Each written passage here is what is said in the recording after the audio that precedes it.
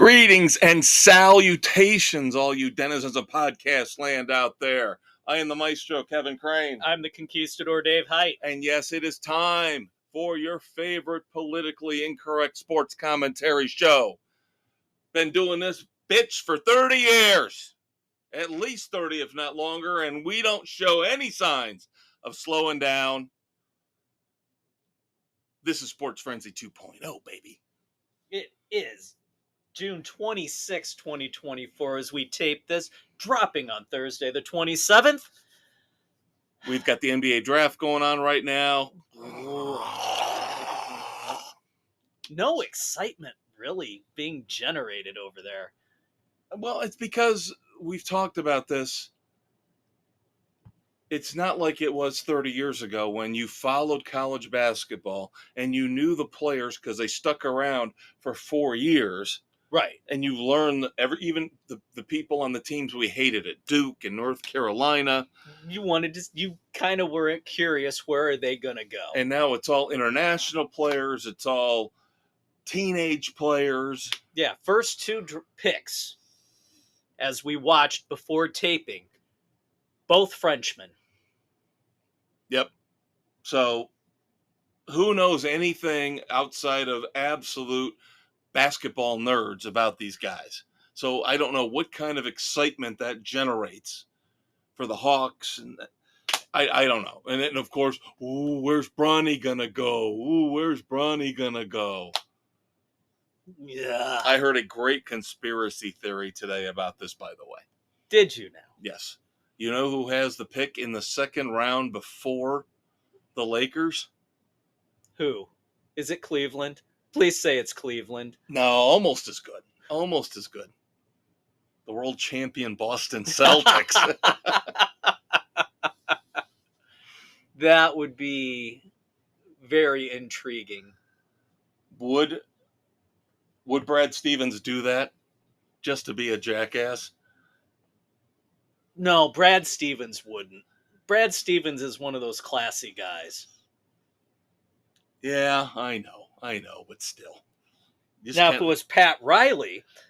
What about Danny Ainge, his predecessor, Brad Stevens' predecessor? Ainge, I don't know if he's that vindictive. I don't think these guys are going to waste the pick. No, why would you waste it? Because you never know. Even though most of these guys are going to be washouts, the ones that hit is very random. Yeah. Yeah, a guy it's a in the bigger second round shoot. can end up being a superstar. So do you really want to waste a pick just to screw LeBron as much as we would love it? You never know what can happen. So there you go. Up to the minute. NBA draft knowledge for you. The first two picks, as Dave said, Frenchmen. I have to admit, they were, before you got here for taping, I was watching the run-up to the draft, and they were introducing all the guys in the green room and one of the French players. And you could tell, I don't know if it was his mother or who it was. Yeah, she was a typical French woman, man. She smiled, and she had teeth that looked like she smoked 10 packs a day. Well, there you go. Ugh, yuck. Yuck. Well, with this rookie contract, they'll be able to afford whitening for her. Dental, yeah, she needs all new teeth, man. Those are the baked bean teeth she's got going on. Yeah. All right, so I guess we stick with the NBA, wrap this stuff up. Again, the draft is now 2 nights, so only the first round tonight. They'll draw that out, drag that out. You're not the NFL. And then tomorrow, I believe at 4 p.m, they start up round 2. Okay. On a Thursday. Yeah, that makes absolutely no sense. Well, they're geniuses, right?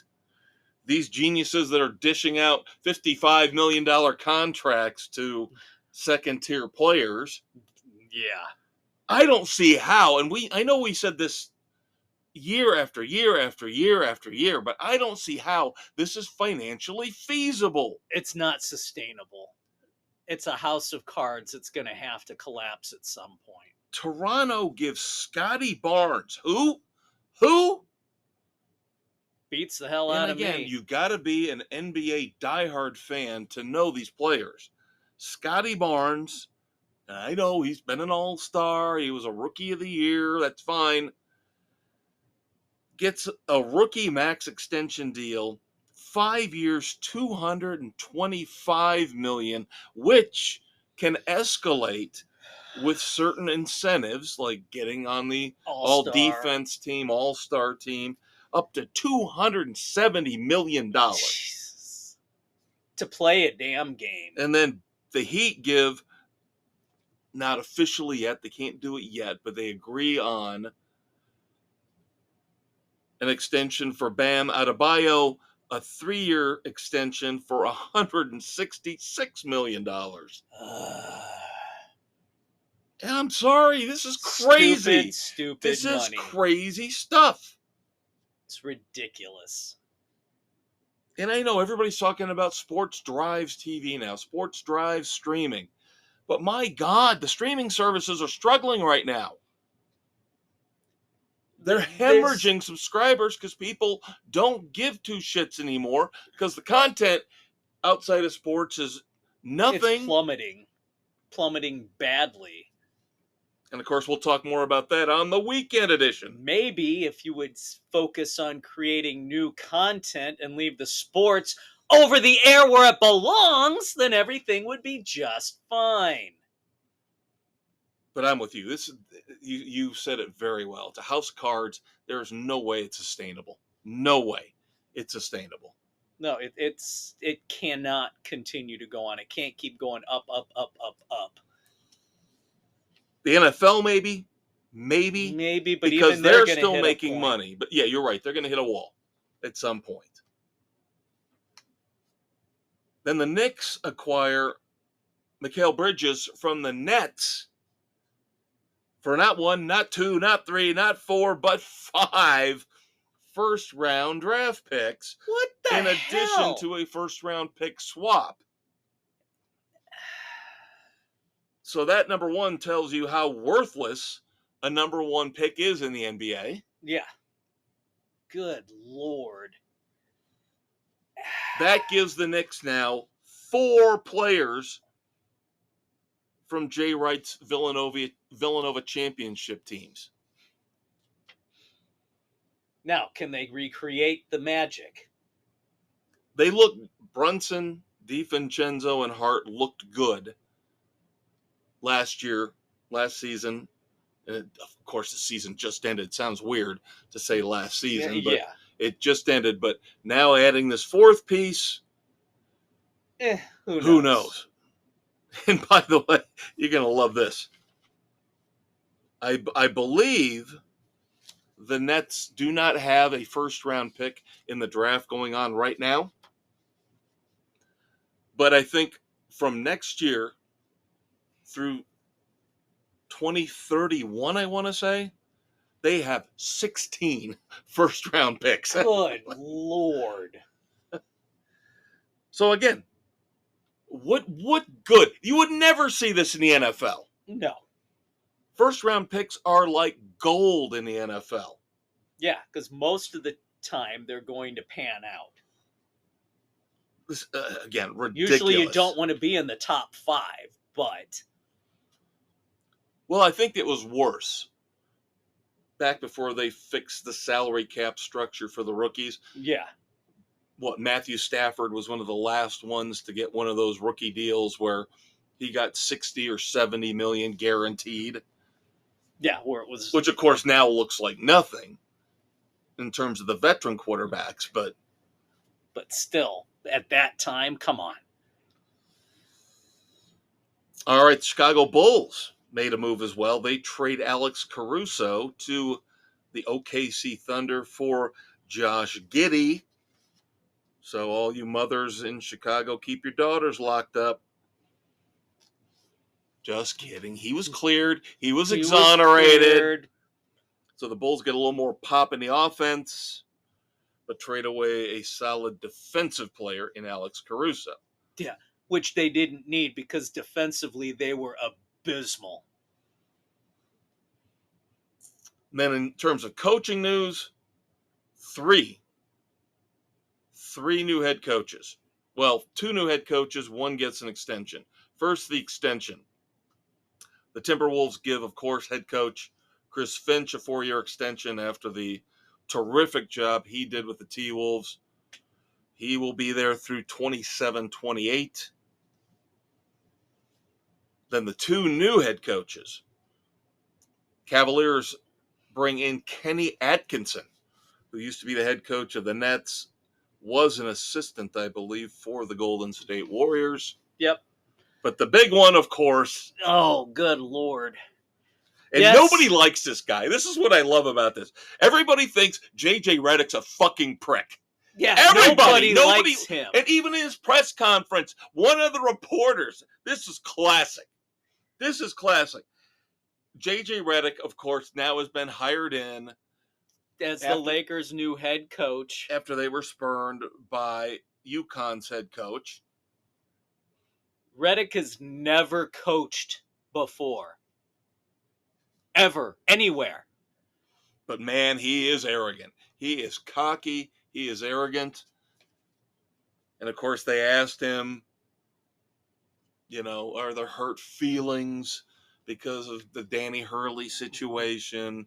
And at one point, I think he said to somebody, I don't fucking care. He dropped the F-bomb. Yeah. Mr. Professional dropped the F-bomb in the press conference. But the part I loved was when somebody asked him, so did you discuss this with LeBron before you accepted the job? And of course, keep in mind that these two do a podcast together every week. Yeah. And Redick says, oh, no, I think the first time we talked about it was maybe 30 minutes after I took the job. Oh, bullshit. And there was a reporter in the back that literally could hear him go, bullshit! Bullshit! Ah! This is going to be a train wreck of epic proportions. No. Especially if tomorrow, I don't think it's going to happen tonight, but especially if tomorrow, Bronny James gets drafted by the Lakers. God.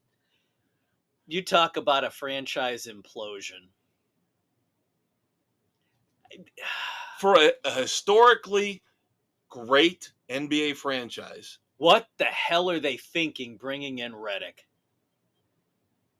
It makes zero sense. Nope. And J.J. Redick, once LeBron James' kid is drafted by the Lakers, you can officially say you are Bronny's bitch. Because you're not going to be able to do one thing. You're not going to be able to do one thing with that kid. Nope. You won't be able to coach him. You won't be able to chastise him for not working hard, because daddy's going to be right over your shoulder telling you, JJ, I'll handle this. I got the kid. I'll handle this. Yeah. Not going to work well at all. Absolutely freaking not. All right, so the NBA officially wrapped up in terms of their playoffs, of course, with the Celtics winning the championship. And now the NHL has wrapped up. Finally. Good Lord. The length of time between everything is ridiculous. Yeah, but it was cool to have a Game 7. It was. Always cool to have a Game 7 in Lord. hockey. Florida Panthers jump out 3-0. The Oilers come storming back, forcing Game 7. Almost a historic comeback.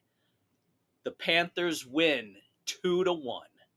Yep, and you would have thought this game, even though it would go against the trend for Game 7s, you would have thought this game was heading for like a 7-6, because both teams scored, boom, boom, really quickly in the first period. Yeah, and then the goalies settled in and shut everything down. Yep. And it was I watched the whole thing. I enjoyed it. It was a slobber knocker. Yeah, they left everything out on the ice. This is the one thing I love about watching Game 7s in hockey, is that you can just analyze everything and say the Oilers had the puck plenty of times down on the Panthers' end and had plenty of opportunities, and they just couldn't. There was one where the puck was sitting right there in the crease, and it's like slow motion. Oh, somebody knock it in, somebody, and it gets pushed away. Yeah, it's amazing how fast paced it is, but a moment like that seems to just stop. And that will always be the difference between a low scoring sport like hockey and a low scoring sport like soccer. Is that, well, soccer dip fucks will always say, well, there's constant action in soccer too. Not to the extent there is in hockey. You can't let up for 1 second in hockey. There is no, ooh, I pulled my hamstring. Ooh, I hurt my arm. There's no two guys are streaking down one side and the rest of the team can just lollygag down. No, everybody has to be balls out constantly, which is why the shifts usually last a minute or less. Yep. So I was very entertained and glad to see this. So congrats to the Florida Panthers. And of course, congrats to Paul Maurice, their head coach, winning his first Stanley Cup in 26 years as a head coach in the NHL. That's pretty cool. Yep. And the interviews I heard from him afterwards, he sounds like he's a blast. He must be fun as hell to hang out with. Yeah, he's got that attitude Yep. with just, this is fucking awesome. Yep. But the good thing, in North America now, maybe that's cheating a little bit. In North America, the ratings are in 16.3 million viewers, second highest viewership for an NHL game in 20 years. And everybody thought, us included, thought that Edmonton and Florida, the diehards aren't going to care about this. Guess what? They did. And even if you want to take it just to the U.S., I believe they said it's still the second highest rated game since the Blackhawks and the Bruins, which was about 21 years ago. 8.8 million viewers on average for the entire series. So very, very good, promising sign for hockey. Starting to make some inroads. If you can have a lesser matchup like this score big in the ratings. Yep. That means the sport is healthy. Yes, it does. So, and the Conn Smythe Trophy winner, MVP through the playoffs for the losing Edmonton Oilers, Connor McDavid. Well deserved. That guy took the Oilers on his back and willed them. He took over and made sure they got to Game 7. Yeah, but he didn't do much in Game 6 or 7. No, he didn't. But he got him there. He's also been playing hurt too, which a lot of guys do. They won't release how hurt they actually are. And don't quote me on this, but I believe he is only the second skater, yes, of all time in the Stanley Cup Finals to win the Conn Smythe. He's the 5th or 6th overall counting of the losing team. And 3 goalies have won it for the losing team and only 2 skaters. There you go. Yep. So, unfortunately, it's probably the last time we're going to talk about hockey unless the Blackhawks make some moves. Something, we'll see. Rule changes coming for next year. So, coming up for the 2024-25 season, it includes the ability for coaches to challenge delay of game penalties for a puck out of play. So, it will only apply to delay of game penalties when the puck is determined to have been deflected off a player, a stick, or the glass or the boards, not on a judgment call on how the puck leaves the defensive zone. So the delay of game penalty comes in when a team trying to clear the puck, it sails up over the glass. So delay a game. So if it's determined, it bounced off a player, it hit the glass and went over, or a stick, a coach can challenge that. So if they're wrong, it adds a 2-minute penalty, 2-minute minor, in addition to the 2-minute delay of game. So if you hit it and they determine it didn't bounce off or whatever, you could get hit double. So we'll see what happens. That's pretty cool. And then, following an icing call, offensive centers will receive a warning for a face-off violation going forward, so they can't slide in and try and jump the face-off. And the last, or actually there's two more. No longer will players be allowed to sit on the boards, getting ready to come in to the game. The referees will give teams one warning if players are sitting on the boards before coming in. Otherwise, that'll be a penalty. And then teams, new rule to prevent defensive teams from making a line change when its goalie accidentally dislodges the net. Before it just went to the regular skaters, now you can't change your defensive players if your goalie knocks it off the net. So it will penalize you, kind of like an icing call where you can't change lines.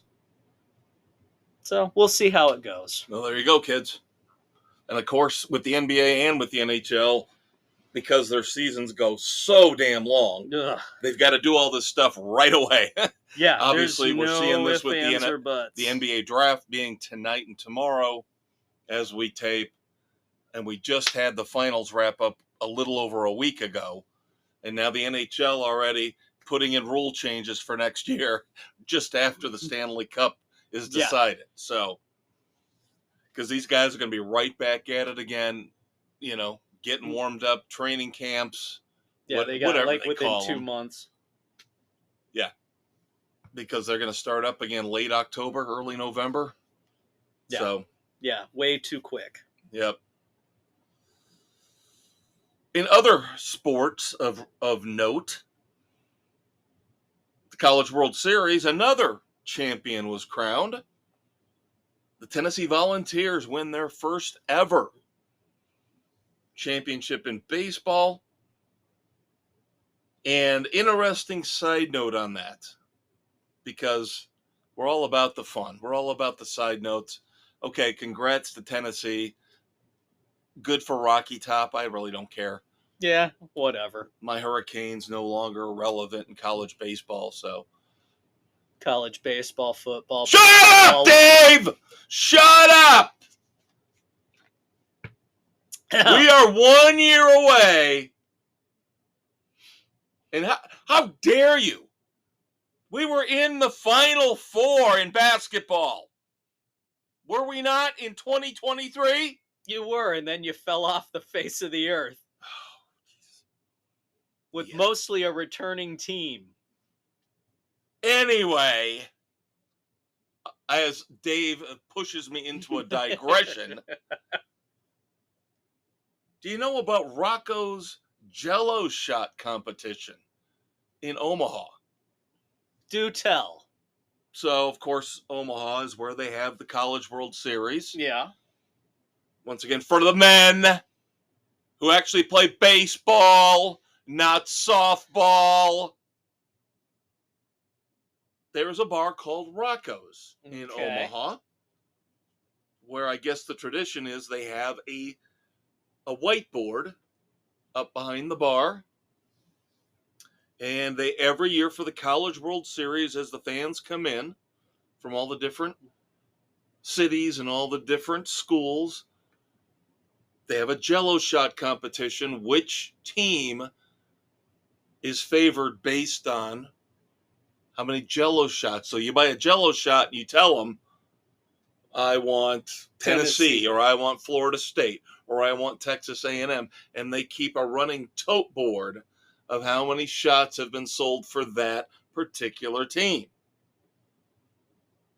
Now, of course, the number, I have not got 2024's number just as the College World Series just ended, but 2023. 95,000 shots. Oh, jeez, oh, Pete. 95,000 shots were sold by Rocco's Oh, man. in last year's College World Series Jello competition. Jello shot competition. Damn. But see, wouldn't it be fun just to go to do that? Maybe. Although I don't know if I'd ever want to be in Omaha. Closest I ever wanted to get to Omaha is listening to Peyton Manning yell, Omaha. Omaha. Well, we used to watch Mutual of Omaha's Wild Kingdom. Yes, with Marlon Perkins. Yes, And Jim. And Jim. Yes. Great memories. Great memories. Good times. Yep. And then, of course, in golf, normally we don't cover the tournaments that aren't the majors, with a few exceptions. And this is one of them. Now, on the surface, you would say, well, it's because Scotty Scheffler won the Travelers, his 6th win of 2024, beating Tom Kim in a playoff. But of course, because this goes beyond dumbass of the week, I was watching this live. That tells you how much was going on Sunday, that I was watching the Travelers, the end of the Travelers. These dip fuck climate change protesters run on 6 of them, all spaced out perfectly, coordinated attack, run out on the green, throwing their little white and orange powder and paint all over the green. Idiots. Golf played on a dying planet. Idiots. Holding, of course, and this is before Tom Kim had to make a birdie putt to force the playoff. And had to putt through all this shit. Yeah, he had to sit there and wait with Scotty Scheffler off to the side. Scheffler was in a kind of a bad spot where you figured he was going to get a par. Yeah. But if Kim got the birdie and he was closer for the birdie, he forces the playoff. And you're sitting there thinking, oh, this is not going to be good. If he doesn't make this, that is bullshit. Because I'm sure he doesn't want excuses, but this is about as good of an excuse as you can have to miss a pressure putt when you've got these dip fuck. And great points all around, all over sports media on Monday. Whose mind is being changed about climate change by these idiots running out there and doing this? Nobody. If anything, you're pissing people off where we're going, fuck you, I'm going to use more Aquanet. I'm going to run my car out in the driveway for 40 minutes and not move it an inch just because you are fucking assholes. Well stated. And I'm sick of these fucking morons. And I hope to God the security leveled their asses. They were very professional. They did their job. They got them off quickly as they could. And thank God, in terms of the sport itself, the round, the tournament, Tom Kim hit that putt. Good for him. Now, of course, once they cleaned up the green, they went back because they had to play 18 again in the playoff. Right. So the grounds crew, kudos to the grounds crew for getting that shit all cleaned up quickly as best they could. But then, of course, now things have settled down, and then Scotty Scheffler did win under normal conditions on the first playoff hole. But again, if Tom Kim had missed that putt, I would have been so mad. So mad. But I'm sick of these idiots gluing themselves to runways to delay flights. These people should be just taken out, flogged, and thrown in the gutter. I think Boomer said something about that. Boomer Esiason on WFAN said something about, why can't we bring back public floggings? Airing 9 o'clock every Sunday I don't night. listen to Boomer and Geo. No. But public floggings for these morons is what's needed. So, yes, these idiots, these twits, should be immortalized as dumbasses of the century, but sometimes these egregious actions go beyond our little fluffery at the end. Yep, they need to be called out in a much longer segment. God help us. And I worry about this now, another weekend edition reference, because concert season's going to start picking up for us. I worry about these idiots protesting at a concert we're going to. Right? God. Although, luckily, we go to smaller shows for the most part. We shouldn't be impacted at a large venue. But no, just go away. Yes. All right. Little early to talk about college basketball, but greed. And of course, we know how the NCAA has fucked up college football. Now they're talking about expanding the men's basketball tournament. Of course, the women will follow suit to either 72 or 76 teams. We don't need to expand it. It's fine as it is. Nope. Got to have more playing games. They say they will not need more playing games. I love the logic in the press release or the story that I read about this. Where they go, well, we're not changing the 64 team bracket. Yes, you are. Yes, you are. You changed it. You changed it when you started the play-in games. And now you're going to expand the play-in round more. It's not necessary. Just stop the stupidity. Because we're so tired of everybody complaining that they're you're greedy fucks. Yeah, they want more money. It's all about money. Money. All right. You're going to be mad at me. You're going to be mad at me. That's fine. You're going to be mad at me about this, but I did watch another WNBA game last week. Of course you did. I watched Caitlin Clark and the Indiana Fever take on the Chicago Sky and Angel Reese. And it was a damn good game. And I'm not going to give her a badass award, but close. Very, very close. For all the shit I give Angel Reese, gotta give her props. She has had 8 straight double-doubles. I saw that. She is playing her ass off. And you know what?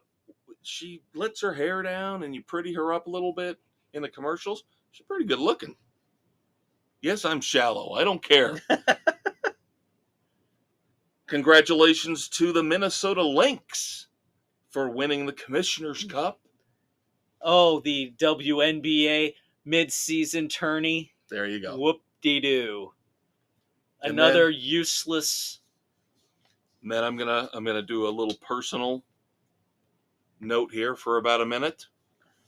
And of course, we've always stressed how we are politically incorrect. So hang on, kids.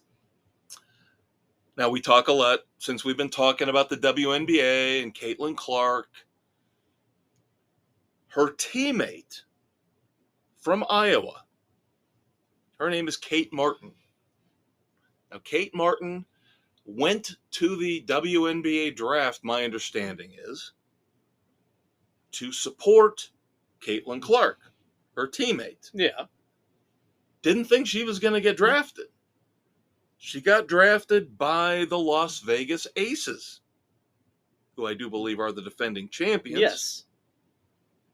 And she's been playing, by all accounts, pretty well. So, very good draft pick for the Aces.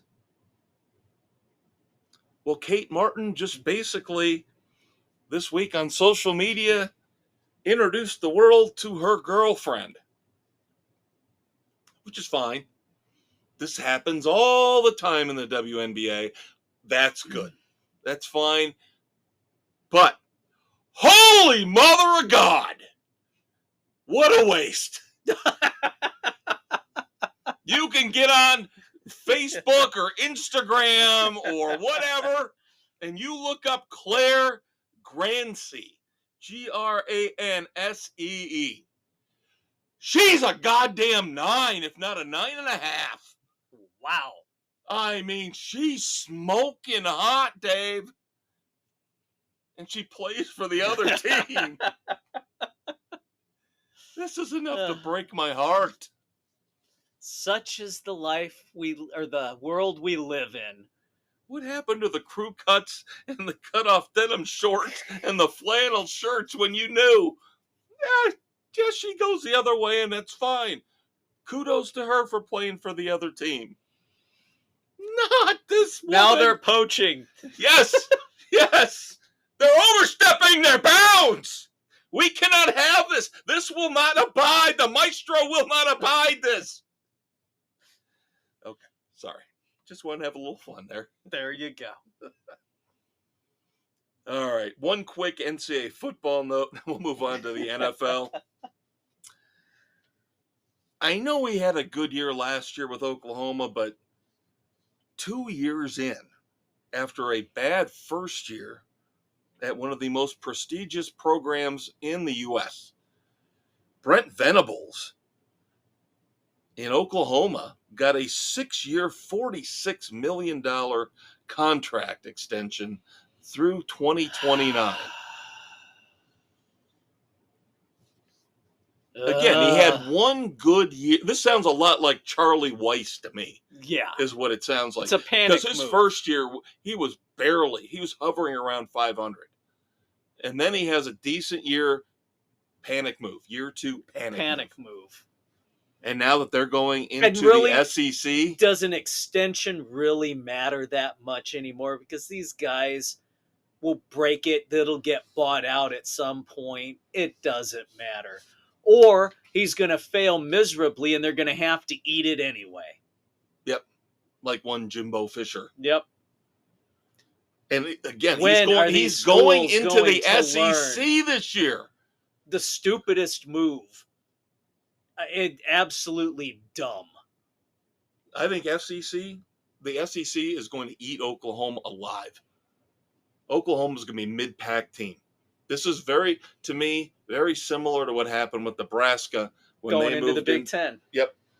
I think Oklahoma now the one thing I will say, maybe they extend him because we have heard so many stories over the last 12, 18 months, 2 years with smart, successful coaches like Nick Saban, like Jay Wright, who, once the nil stuff started to move in, said, I'm out. Yep, done. I don't want to deal with this anymore. And you find a guy who's willing to put up with it, maybe that's part of the logic. Maybe.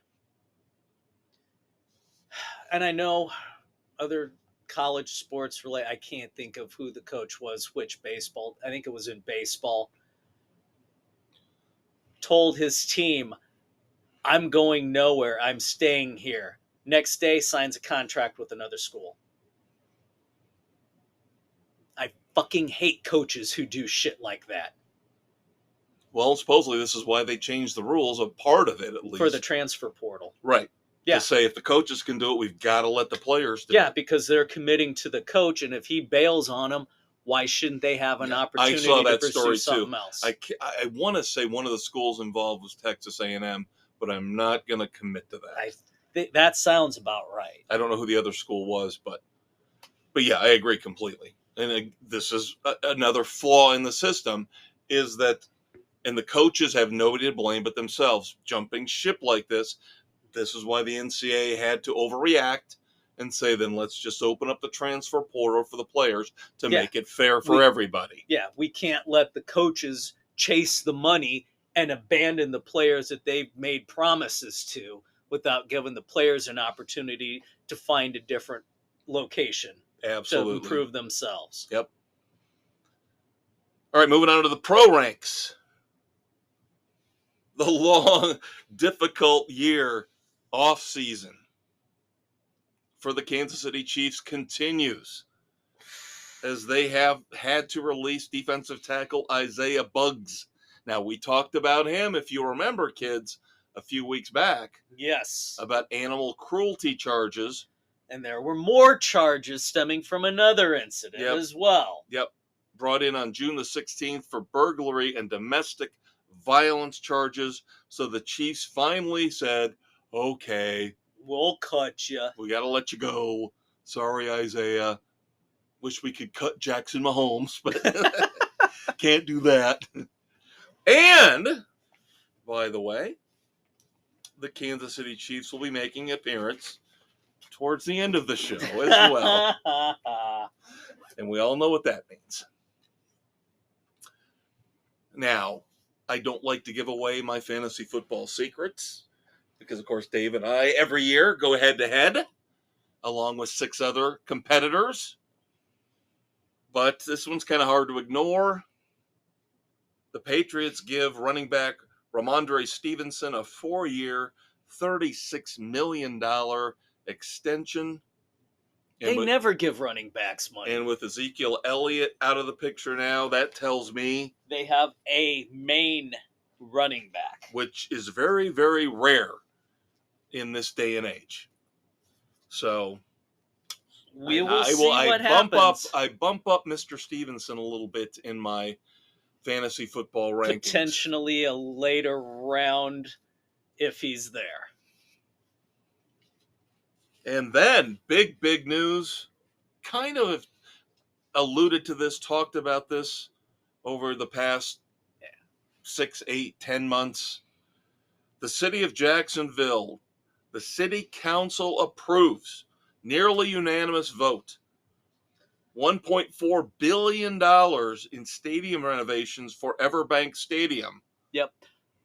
The interesting part, the $1.4 billion will be equally split.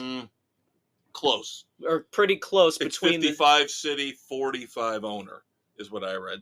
It's okay, close. But it's close as close to even as you can get in these deals. Yeah, and the owner will be liable for cost overruns. Yes. Now, there are other factors that are very interesting here as well. I'm fascinated when it comes to the business of football. So, if this gets through the owners, it has to go through the NFL owners.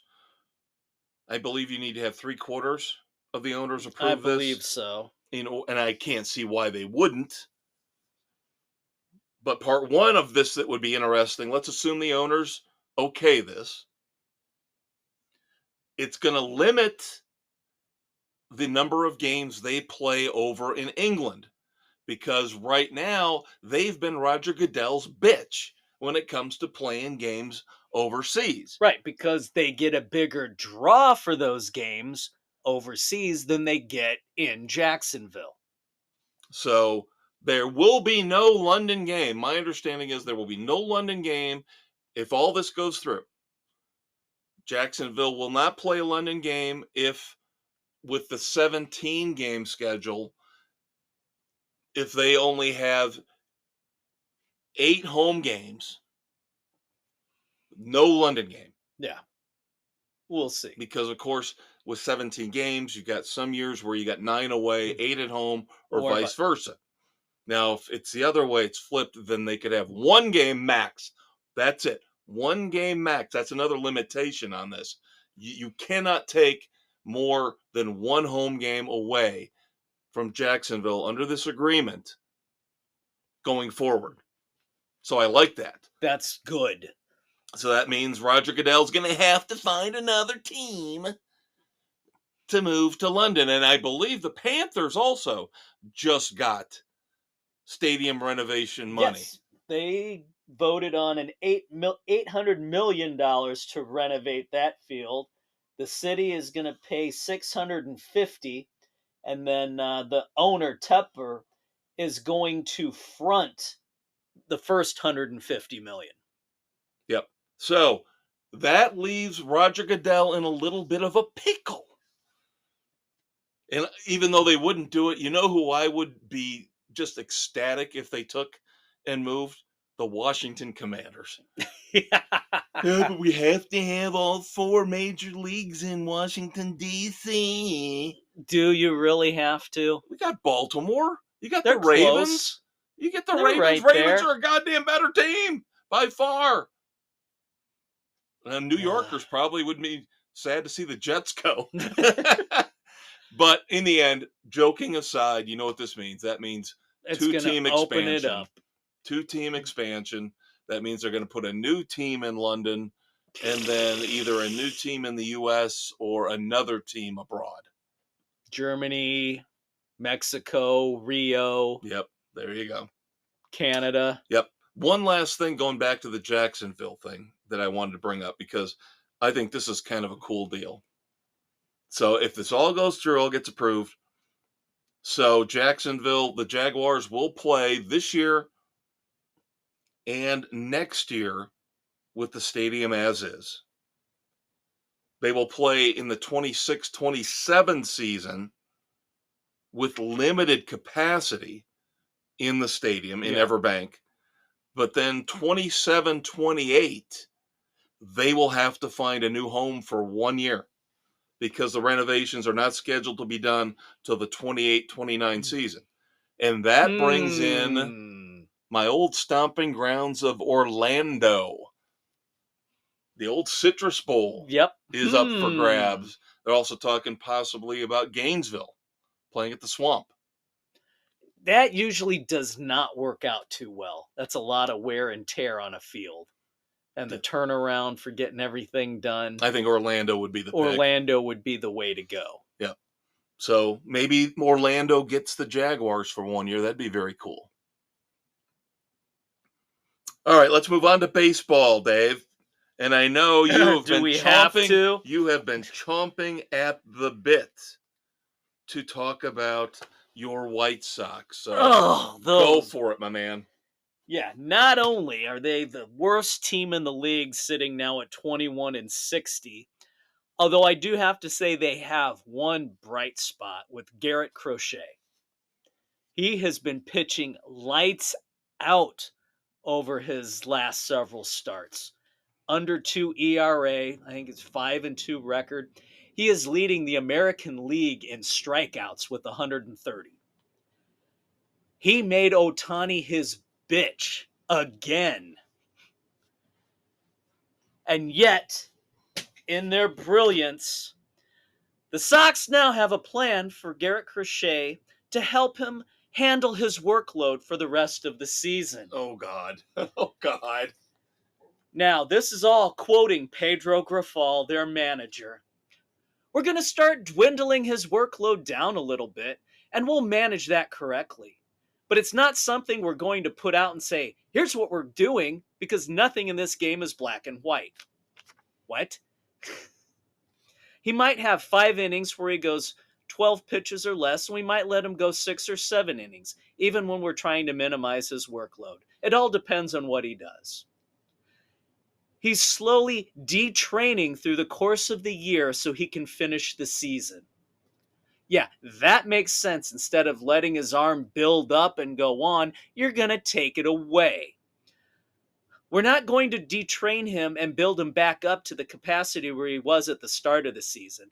This is going downhill now. We have to really monitor his workload. Yeah, the only bright spot you have, the kid's got a shot at being a Cy Young contender, and you're going to fuck him over. Yes, he's coming off Tommy John surgery. Crochet himself says, I would go the whole game if they would let me. Whatever they do, that's fine. But I'm like, come on. This is your one bright spot. The one thing your fans are going to tune in to watch is Garrett Crochet. And you're going to start limiting him. There you go. And since we're right there at the halfway point, you can project out the White Sox now based on their record. They are looking at 42-120. Yes. Oh, God. And you thought Jamie and I were nuts saying that they were not going to get 50 wins. Well, I didn't think, and we're starting to see the Royals fall back. The Tigers are still under 500. But I did not think this division would be as strong. I did not think Cleveland would be fighting for best record in baseball right now. I thought that division would be weak sauce. And I thought they'd be able to scratch out a few more wins. But who am I to talk, Dave? I know. As of last night, the Cubs stood at 37-43, which, by the way, they're still in the hunt for they're the still wild in the card. hunt, but you know that's the third worst record in the NL as of last night? Now, that's sad. That's the third worst sad. record, but they're still in the hunt for the wild card. Yeah, the only ones worse are the Marlins and the Rockies. Yeah. Who are sitting at like 27 and 29 wins. Something like that, yeah. Yeah. And the Cubs just continue to piss me off, embarrass me as a Cubs fan, and I'm still going to fall back on, you can't blame Craig Counsell yet. It's too soon, and I'm still going to look back at last year and go, David Ross choked with this team. Counsell's now having issues with this team. This is basically the same players. team you had, and your GM did nothing to improve this team on any level. Because we all know, I say it week after week, the bullpen's terrible. The bullpen is guaranteed every game to let up 3 runs. And, of course, the offense isn't good enough to take more than a 1 or 2 run lead into the late innings. So that's why they're losing almost every game. Justin Steele. They're in San Francisco right now on the West Coast trip. Justin Steele, I believe, pitched 7 innings, 2 earned runs. Kyle Hendricks back in the rotation last night. 7 innings, 2 earned runs. Loss. Because the offense cannot hit the ball. The offense sucks and the bullpen sucks. One day it's the bullpen, the next day it's the offense. And all these high-priced players, right now, again, halfway point as of tonight for the Cubs in the regular season. 1 player on the pace to hit at least 20 home runs. 1 player on pace. That is Christopher Morel. He's actually on pace to hit almost 30, but the guy only hits 200. Yeah, there you go. That's what you get for listening to the Stat Geeks. You don't have an Aaron Judge. You don't have a Shohei Ohtani in this lineup who drives fear into the opposing pitcher. They probably all sit out there and laugh and go, well, I know none of these dipshits are going to hit one out. Ugh. Seriously. Morel's the only one with double-digit home runs right now, halfway through the season. The great and glorious Cody Bellinger, the high mark when it comes to batting average in the starting lineup, hitting .273. You know who's leading the White Sox in batting average? Gavin Sheets at a stellar .241. I'm sorry. I'm sorry. Yeah, I'm sorry. Which, talking batting average, brings us to our 300 hitter count. It's gone up this week. Did they put Arias back in finally? I actually double-checked. MLB has 14 listed. I think they had 12 last week with Arias was in there. This week, ESPN finally has Arias listed. Okay. And they're at 14 as well. So they've got the same 14 now. Everything seems to be corrected. Okay. Still pathetic beyond belief, but... Yep. But and still, hey, at least we saw a couple go up. There's a couple people hovering right around 298. So it could go either way next week. Yep. We will keep you posted, kids, because we miss the good old days, as we always say each and every week. The Tony Gwynn, Rod Carew, George Brett days, Frank Thomas days, Bill Madlock days, if you're a Cubs fan. Paul Molitor. Yep. Now the Cubs are 37-43. One stellar highlight for the weekend. The unveiling of the Ryne Sandberg statue. That's pretty cool. I had a tear in my eye. I worry about him. He does not look like he's in great health. No, he's really battling. Yeah. and I worry about him passing well before his time, but he will always be my favorite Cub, and I will always talk about how I got that awesome present from you guys from Cooperstown, replica of his Hall of Fame plaque, and now I need to get a replica of this statue. Nice little tabletop replica, maybe about a foot tall. Got to get that. But well-deserved Rhino. Cannot see enough highlights of that game over the weekend. The anniversary of the game against the Cardinals, where he jacked the 2 home runs. Yeah. Awesome memories. And then, of course, awesome memories down in Alabama. Back last week on June the 20th at Rickwood Field, celebration of the Negro Leagues. And it's just sad that Willie Mays, I know he wanted to be there. Yeah. Unfortunately, passed away just 2 days before the event. Yep.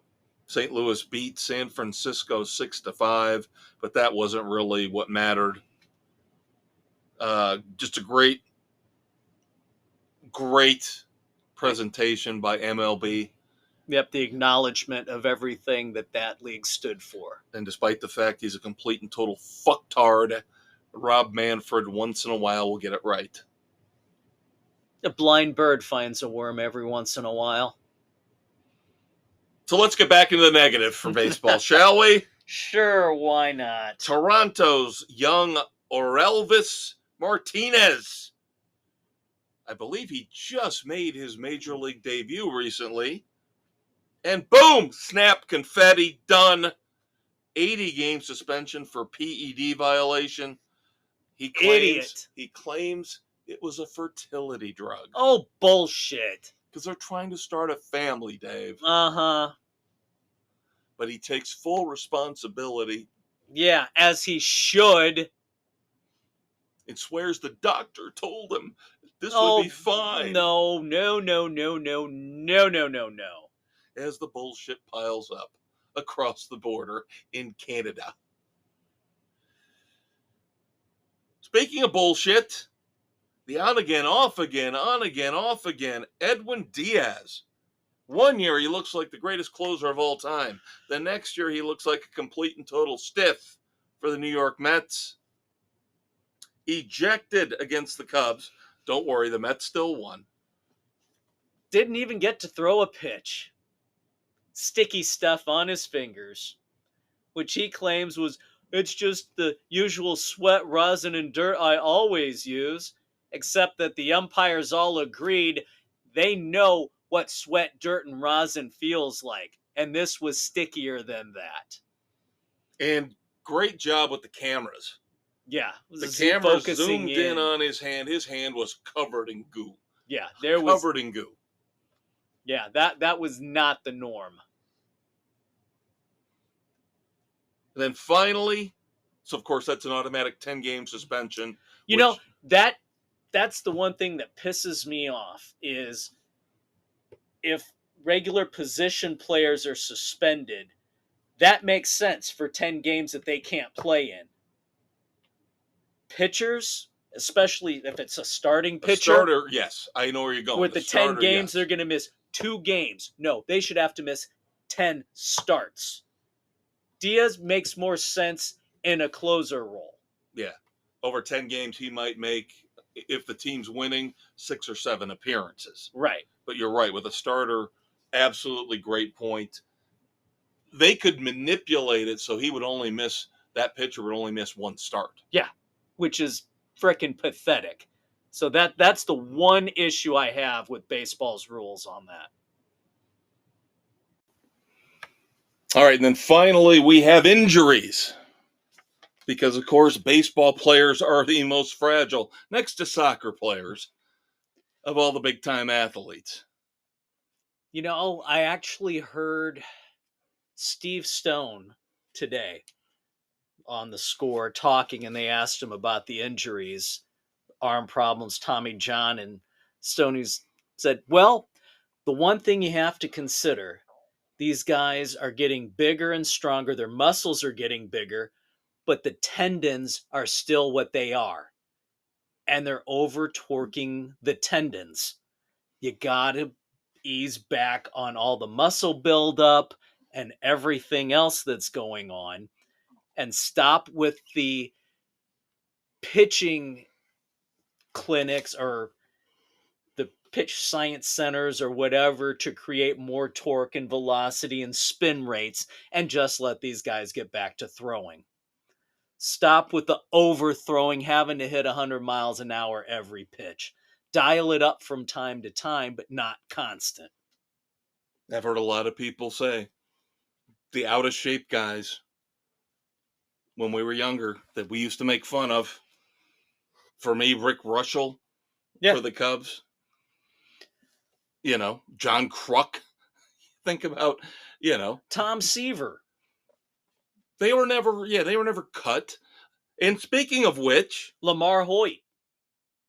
Speaking of which, one of the guys in the most phenomenal shape in baseball over the last decade has been one Giancarlo Stanton. And guess what? Ha! Here we go again. Pulls a hamstring, out at least 4 weeks. This is why his GM said in the offseason, we just expect it from him. Yeah. It just follows him, and we don't know what we can do about it. Yep, and he took offense at that. Well, here you go, Stanton. Yeah, he kind of lost a little bit of weight and dropped a little muscle mass, kind of thinned out. Obviously didn't help. Nope. He was doing great up until this point. But you know, he's a ticking time bomb for an injury. Yep, absolutely. Now the Baltimore Orioles in the middle of a slump right now. I believe they've lost 5 in a row. Lose starting pitcher Kyle Bradish for Tommy John surgery. There you go. Another one bites the dust. So that's going to hurt the Orioles' chances. And this is the thing. Again, I mentioned the Cleveland Guardians earlier. They're sitting there laughing as the Yankees lose, as the Orioles lose, because everybody's talking about Yankees and Orioles, Yankees and Orioles. Nobody is paying attention to Seattle out in the West. And nobody's paying attention to Cleveland. And they're just plodding along. Yep. Going 7-3. And the Boston Red Sox, watch out for the Red Sox. They are starting to be They have moved consistent. up into the last wild card spot as of today's standings. Yep. So because again, the Royals are fading. I hate to say it, but there's only so much you can do with a limited payroll. Yeah. It doesn't matter how much good young talent you have.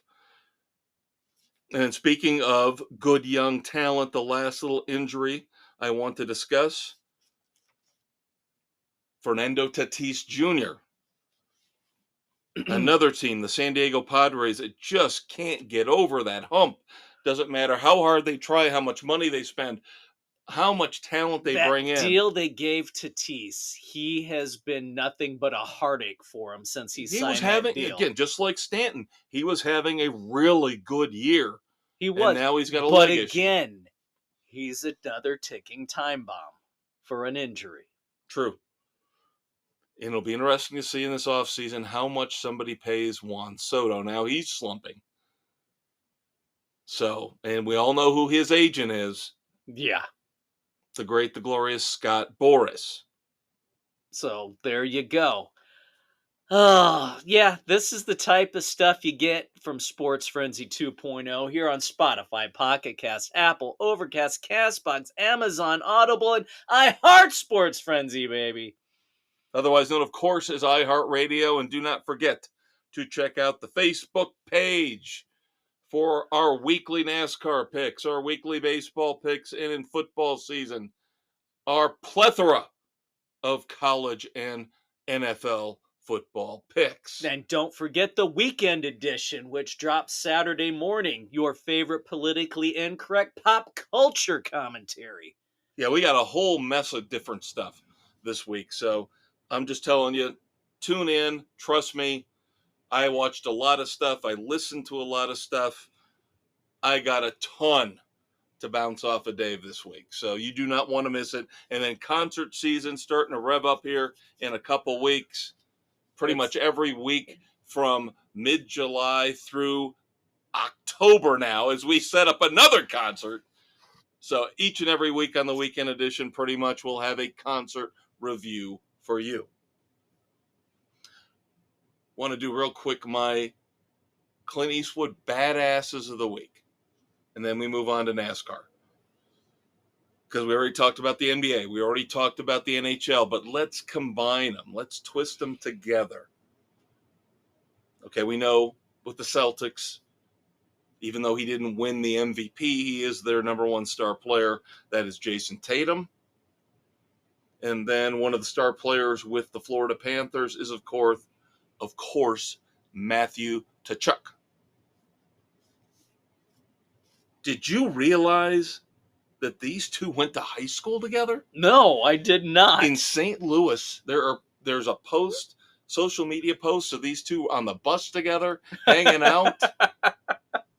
Well, there you go. How cool is it that these guys, classmates in high school in St. Louis, both bring home the championship within about, 8 days of each other? That's pretty cool. They're my badasses of the week. Congrats to Jason Tatum and Matthew Tkachuk.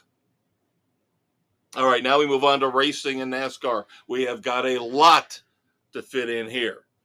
So let us get into it, shall we?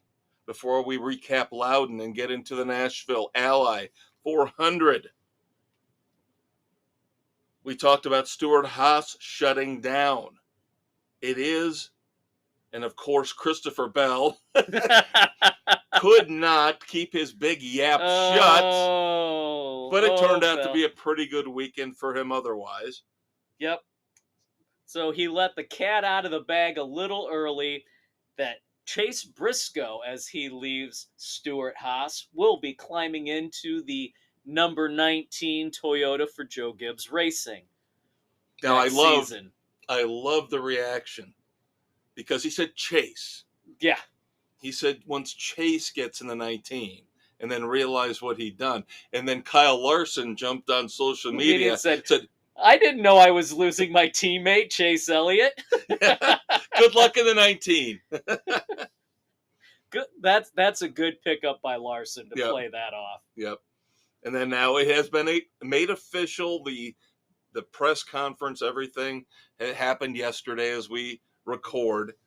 So now, yes, Chase Briscoe has signed a multi-year deal with Joe Gibbs Racing. Yep.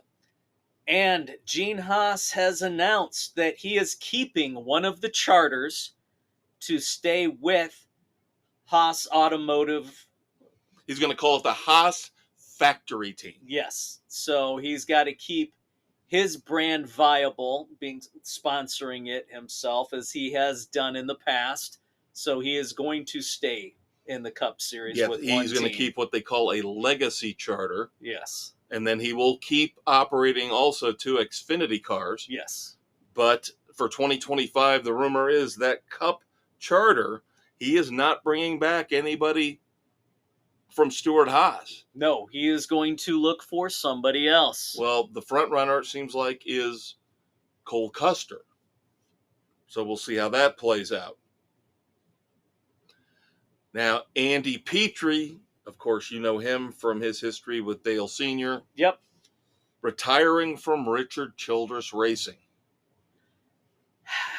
It's a good thing. That whole organization needs an overhaul. They have struggled for so long. It's sad that such a top organization has fallen to the levels that they have. And did I hear that Kyle Busch let slip? Now, we don't know if it was really a viable threat or what it was, that he said, I might look to go back to Hendrick or Gibbs next year. Things are not working out that well for him over there. Nope. Now, is it just going to Childress where they're not up to snuff, or is Kyle just losing it? Because he was not doing all that his last 2 years with Gibbs. Yep. So we've seen chinks in his armor before he moved to Childress. And they talked a lot about that on the broadcast for Loudon, which we'll get to in a minute, with Martin Truex, and saying Truex is leaving while he's still at the top of his game, still competitive. Yeah.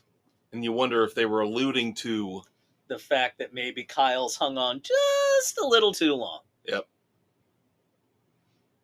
We got rumors, Dave. We got rumors. We always have rumors. Scheduling rumors for the 2025 Cup season. Oh, Lord have mercy. And they just can't leave the schedule alone. They have to keep tweaking it and have to keep messing with it. Rumors are that when they announce the 2025 schedule for the Cup Series, not one, not two, but 3 new races will be included in the playoffs with, of course, 3 tracks out. Moving back to the regular schedule, let's tell you the ones that are out first, supposedly. Supposedly out. Let's see if we agree or not. Atlanta, out. I'm fine with that. Homestead, Miami, out. I'm okay with that. And Watkins Glen, because, of course, that was just a 1-year deal. Right. This year only. So those are the 3 they're saying will be out. I don't think you're going to like 2 of the 3 that they're putting in, though. Oh, God. I'll give you the one that you'll probably be okay with. So where Watkins Glen was a 1-year in for this year and now they're out, Darlington is coming back after a 1-year out. That's fine. I love Darlington. So the other 2. Oh, shit. Are they going to put Loudon in? Yeah. Are you fucking kidding me? Yes, Loudon. Oh, God. The worst fucking track on the planet. Now, a lot of people like this past weekend's race. Only because they ran it in the wet with the damn tires that fucked everything up. So it's a shit track. Loudon is going to be in. Oh. And you'll love this last one. Oh, my God. Not as bad as Loudon, but still. They're going to shift Worldwide Technology Raceway in to the playoffs.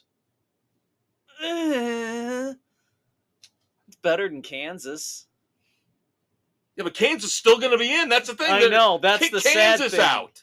I would rather see Atlanta over Kansas. I would rather have Atlanta in the I would rather have Atlanta over Kansas. Yeah. Kick Kansas out. Bring Atlanta back in. So there you go. There's your weekly NASCAR rumors. In other racing news. Gee, how about you boot Atlanta and put Laguna Seca in? Yeah, and they just ran Laguna Seca last weekend, didn't they? Not NASCAR, of course. No. What, IndyCar ran Laguna Seca? Yeah. And they showed the track. I'm like, oh, I love that track so much. Love the corkscrew. Yep. Now, of course, in F1... Snooze fest. How can they claim to be the best racing in the world when it sucks balls? Max Verstappen wins his 3rd straight Spanish Grand Prix. And then our thoughts and prayers. This is not a moment of silence, but thoughts and prayers go out to the legendary John Force. What a tough son of a bitch. 75 years old. Right as first round crosses the finish line, motor blows, car careens all the way across both lanes, hits the wall, bounces all the way back across the track, hits the other wall, totally destroys the car. He's alert, conscious. Put him in intensive care for a couple of days for observation, primarily because of his age and the hit that he took. God. And that's after, what was it, back in 2006 or 7, when he damn near died in the wreck. That took him forever to heal up. Yeah, and this, of course, all happened last weekend at the Virginia Nationals. And if you have not seen the video, I'm not trying to be a ghoul but it is, watch it once. It's It's to understand what he has gone through and the how fact well that he has that car survived has it. put together with the safety. Because like you said, the engine explodes, the car goes off, hits the one wall, starts to fall apart, then it shoots over, hits the other wall, and it's almost completely gone and on fire. Now, it's a lot of fiberglass, which makes it Right. almost look worse. But you see the frame, Right. the rail bend Right. and twist, Right. which is frightening. All right, so let's, before we get to our NASCAR recap and our picks for Nashville, let's put out some good news. You want to talk about a kid who is going to be destined for racing greatness? Congratulations to Tony Stewart and Leah Pruitt as they have a baby due in November. Good for them. I don't care if it's a male, female. That kid is going to race if they want to. Yep. So amazing to me. I read all the stories back in the day when I actually got magazines like ESPN and Sports Illustrated and read the stories about Smoke and what kind of a wild ass he was back in the day. Yeah. And now he is settled in. He is a businessman, still has that passion for racing, but he found his soulmate. Yes, I am he ecstatic did. and happy for him. And good for him. Gonna be a dad. Congratulations to them. Yep. That is really cool. Yep. All right, Loudon, recapping your favorite track, Loudon. Now, of course, before we even started, they tweaked the lineup procedure again. So now, only the first two qualifying cars get those two slots at the front. 3 through 10 now have to follow the same procedure as 11 through the back, where even though we have 10 cars in the final qualifying run, doesn't matter who was fastest, who wasn't. If you were in Group A, 3 through 10, you're on the outside.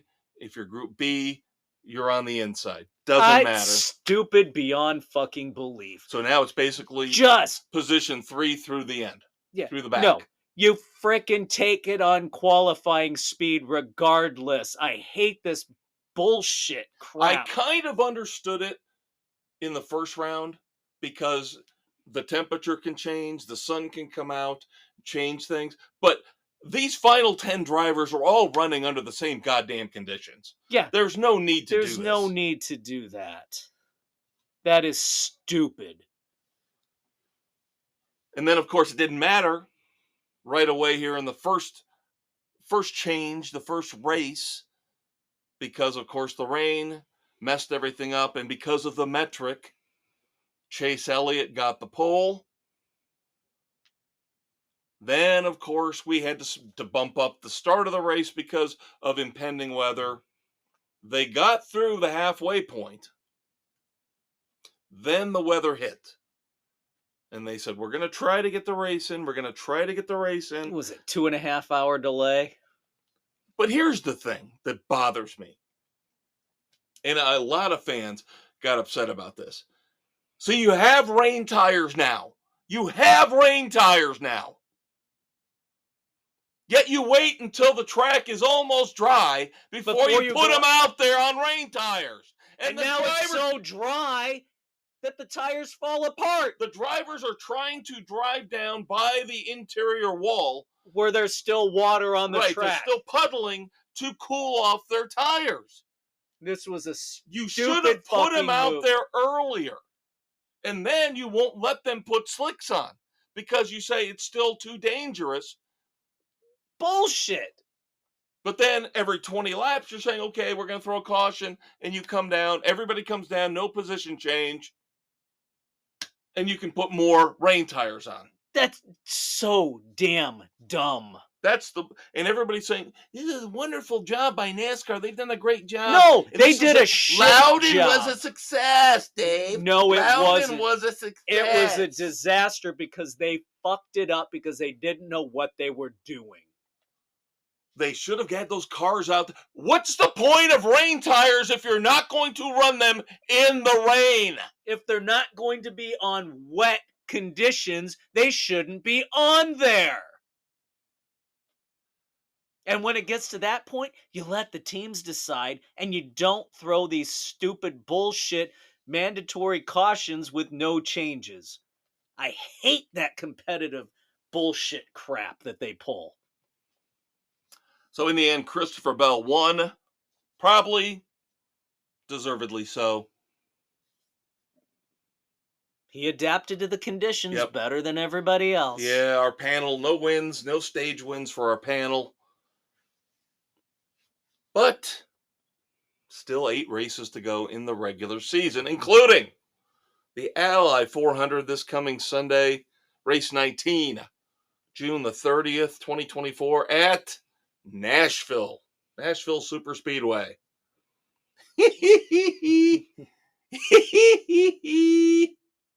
Oh, kids, you're going to love this lineup of 8 picks. Oh, Lord have mercy. Are we all picking the same? Oh, we've got one dissenter. Because this is what happens when you give us tracks that we're not familiar with. Now, Iowa, we had no history. Iowa, we had no history, so that was a full-on crapshoot. We kind of had a mixed bag there. This week and next week will be very interesting because there is a few years of history at Nashville, 1 year of history with the Chicago street race. So limited as we are with our knowledge of who runs well at these tracks, 7 yes. 7 of the 8 panelists. We're taking the Melon Man. Because his numbers over the first few years at Nashville are far and away the best. Yes. So Kev, Dave, Sam, Bill, Jen, Nick, and Doug all take Ross Chastain, the one lone dissenting voice. Watch this son of a bitch win. Is the Big Easy Aaron. He is taking Denny Hamlin. I would have, but I have Hamlin, my last Hamlin penciled in elsewhere. Yep, and I got 2 left, and I've still got both of those penciled in at other tracks. So, yeah, I'm not willing to gamble on this. If Chastain gets me 30 points, I'll be happy. Yep. I am trying to get the 15 bonus points for finishing first in points. I'll get the wins if I can get them. I want those 15 bonus points with the new rules, the new snowflake rules that these twits put into place. And of course, somehow, Mrs. C and Doug are still not in yet. They're driving me crazy. They haven't gotten a win. And they've had some really shit luck, too. They're both within one good race of making it. Yeah. In terms of points. And they still got 8 to go. So once again, 7 picks for Ross Chastain at Nashville. And we will all go down together. Now, on the flip side, wouldn't that be a bitch for Aaron if we all won? Got a win? Wow, that would suck. That would suck. All right, moments of silence. One that we should discuss here as we get to the end of the show. Former Bears and Texas A&M running back Darren Lewis passed away. Now, he was with the Bears for a brief period of time. Yeah. And he had a lot of issues. Many and varied. But former Bear, so thoughts and prayers go out to our Bears brethren.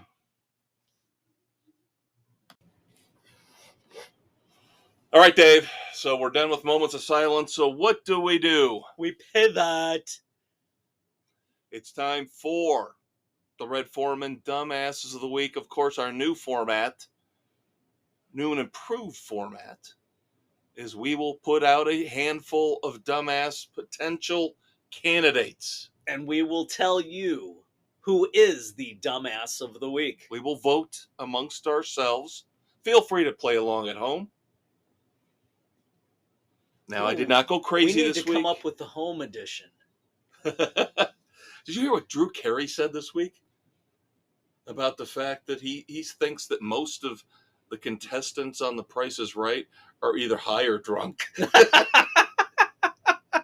Seriously. You know, with some of their guesses on prices, I'm not surprised. It wouldn't surprise me. Now, see, and they're in California. I would say, so of course they're high. That would have made sense with Let's Make a Deal, with all the costumes and everything. Yeah. Because you had to be pretty high to wear some of that crap. But I don't know. The Price is Right? They're in California. It's legal. Of course they're high. Yeah, I feel bad for the janitors who have to sweep up the needles after the show. God. All right. All the shake left on the seats. All right, 4 nominees this week. I did not go crazy. Dave doesn't like it when I go crazy. So we'll start off with what I alluded to earlier with the Kansas City Chiefs. So the Kansas City Chiefs have had a terrible offseason. We all know this.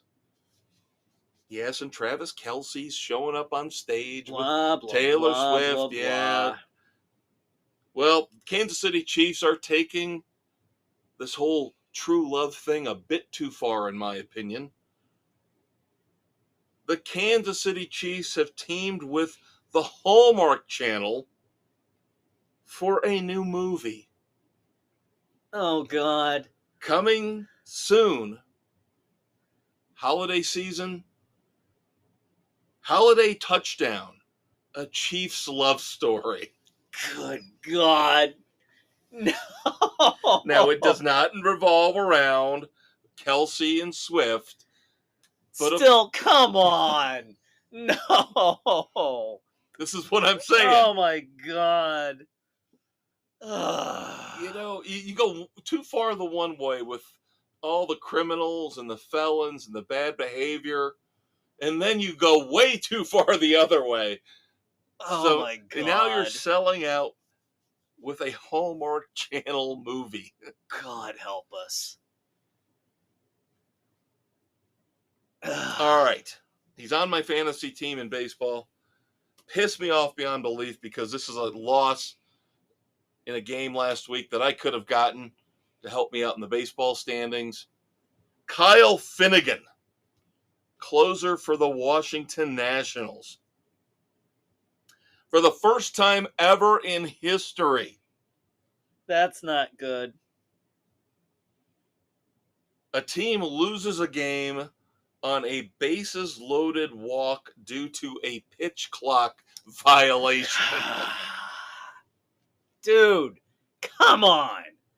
There's no excuse at this point. Now, the thing is, he's already loaded the bases, so he's already in deep shit. But the fact that he walked in the winning run on a pitch clock violation, first time ever in history. I know it's a very short history, but still. But still, come on. So bad. And they're playing the Rockies. Oof, that's even worse. If it wasn't for that, we could have got the sweep. That would have helped me. All right. I don't like to let politics bleed into our sports discussion, but I got to call out the Pittsburgh Pirates. For some stupid-ass reason, the Pittsburgh Pirates let a local political activist known as Man E sing the national anthem. And, of course, he changes the lyrics. Instead of singing the Rockets' Red Glare, because he's a flaming fucktard liberal, he has to change the lyrics to the Rockets' Blue Glare. Dip fuck.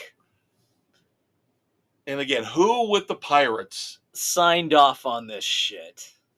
How about we don't let anybody involved in politics anywhere near a baseball diamond, a football field, any sporting event, period.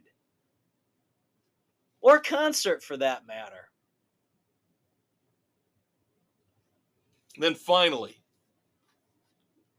Dave knows I love, love, love a good made-up disease. And we've had him on the show before. Yes, we have. And I know I'm going to get shit for this because it involves an Olympian. I don't care. The tragic tale of Simone Manuel, who did, I believe, qualify for the Olympics coming up in Paris, but she had to overcome overtraining syndrome. The fuck is overtraining syndrome? Well, to you and me, it sounds an awful lot like COVID hangover. She says, well, the COVID pandemic really kept me from being able to do all the exercising I wanted to. So I became lethargic, and then when I tried to get back into my routine, I felt tired and my muscles ached, and I just really got depressed. And somehow she got a doctor or doctors to tack a name onto this, a very serious disease called overtraining syndrome. Bullshit. Sounds like snowflake excuse syndrome to me. I like that. That's a real disease. That's a real disease. Dr. Dave says so. And if Dr. Dave says so, I'm with him. All right. Training syndrome, my ass. Let's recap, Dave. So the 4 dumbass contenders for this week are the Pittsburgh Pirates, Kyle Finnegan, Simone Manuel and her overtraining syndrome, or the Kansas City Chiefs teaming up with the Hallmark Channel. Who you got? I'm going with overtraining syndrome. Yeah, me too. I can't get over the... That's just, come on, just stop the bullshit. I am so tired of everything. It gets a disease name. Everything gets a disease name now. Everything's protected. Yep. And I'm sorry, there are legitimate diseases out there where they can actually do tests, blood tests, and find out, yes, you do have leukemia. It's an actual disease. You have leukemia. Here, look at the blood cells. Look at the blood work. Overtraining syndrome. Please show me how you diagnose physically blood tests, blood pressure, heart rate, x-rays, CAT scan, some way, some test to show me how you can prove overtraining syndrome exists outside of a snowflake's fucking mind. Amen, brother. I'm with you 100% on this. All right, that's going to do it for Sports Frenzy 2.0, but the fun isn't over yet this week, kids. The weekend edition drops Saturday morning. Your hangover cure with your Uncle Dave and your Uncle Kev.